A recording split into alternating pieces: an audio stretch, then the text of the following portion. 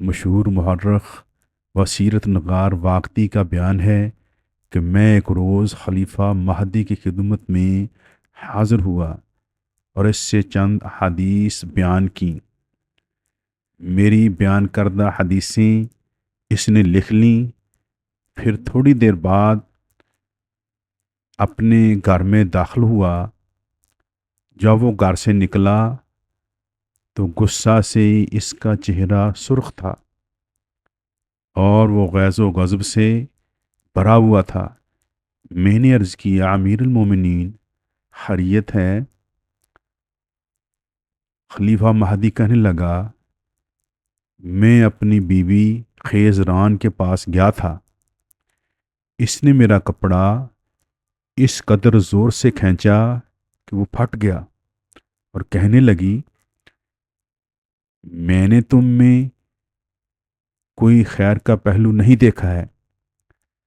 خلیفہ نے مزید کہا کہ آپ کو اچھی طرح معلوم ہے کہ میں نے خیزران کو ایک غلام فروش سے خریدا تھا، پھر میں نے اسے آزاد کر کے اسے شادی کر لی۔ چنانچہ اب وہ قصر شاہی میں میری بیوی کی حیثیت سے خوش و خرم زندگی گزار رہی ہے، نیز اس کو ناز و نام اور عیش و زبائش کے لیے وہ چیزیں دستیاب ہیں جو دیگر آزاد عورتوں کو کم ہی نصیب ہوا کرتی ہیں، مگر آج اس کا ذہن اس قدر بدل گیا ہے کہ اس نے میرے سائے کیے کرائے پر پانی پھیر دیا۔ کہنے لگی آج تک میں نے کبھی تم میں خیر نہیں دیکھی، حالانکہ میں نے اس کو دونوں لڑکوں ہادی ہارون رشید کے لیے پیش کی بیعت کروا دی ہے۔ میرے بعد یہ یک با دیگرے دونوں مسلمانوں کو خلیفہ ہوں گے، پھر مجھے تانا دے رہی ہے کہ میں نے اس کے لیے کوئی بلائی نہیں کی ہے۔ واقدی نے کہا خلیفہ مہدی کی بات سن کر اے امیر المومنین آپ ناراض نہ ہوں، کیونکہ کفران نعمت عورتوں کی فطرت ہے۔ رسول اللہ صلی اللہ علیہ وآلہ وسلم کا ارشاد گرامی ہے تم میں سب سے بہتر وہ ہے جو اپنے اہل خانہ کے لیے بہتر ہو، اور میں اپنے اہل خانہ کے حق میں تم سب سے بہتر ہوں۔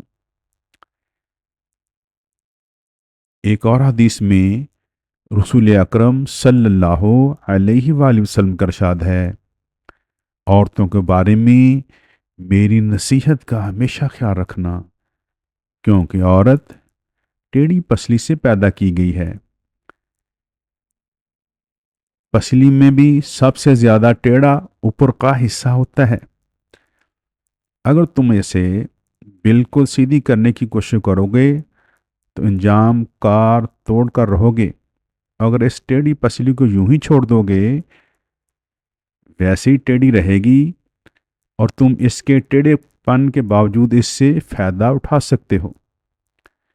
بس تم لوگ عورتوں کے بارے میں میری نصیحت مانو، عورتوں سے اچھا سلوک کیا کرو۔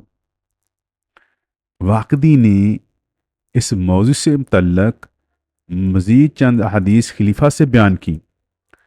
خلیفہ مہدی نے انہیں 2000 دینار دینے کا حکم دیا۔ خلیفہ کے پاس سے نکل کر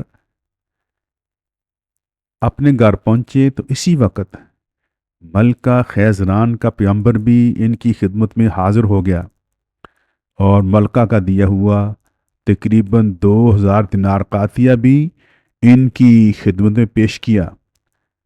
علاوہ ازیں کپڑے اور جوتے بھی تھے۔ ملکہ نے پیغمبر کے ذریعے ان عطیات کے ساتھ ساتھ اس خیر پر ان کا شکریہ ادا کیا۔